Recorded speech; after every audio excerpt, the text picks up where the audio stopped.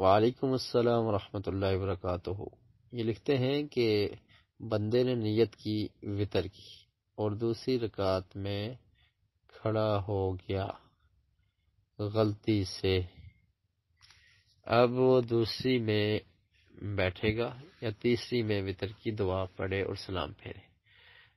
میرے خیال میں 3 وطر کی یہ بات کر رہے ہیں کہ 3 وطر پڑھنے کا جو طریقہ ہے اس میں، تو 3 وطر محترم بھائی پڑھنے کا طریقہ اگر اکٹھے پڑھنے ہیں تو وہ یہی ہے کہ 2 رکعت پڑھنے کے بعد آپ سیدھے کھڑے ہو جائیں گے، تشہد نہیں بیٹھیں گے۔ نبی کریم صلی اللہ علیہ وسلم کا ارشاد ہے کہ وطر کی نماز کو مغرب کے ساتھ تشبیہ نہ دو یا مغرب کی طرح نہ پڑھو۔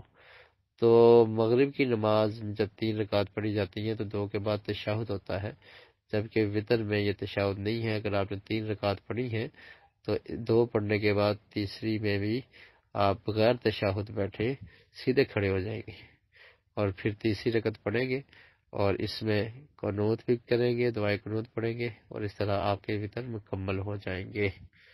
تو یہ دوسری رکعت کے بعد کھڑا ہو جانا یہ درست ہے، یہ غلطی نہیں ہے۔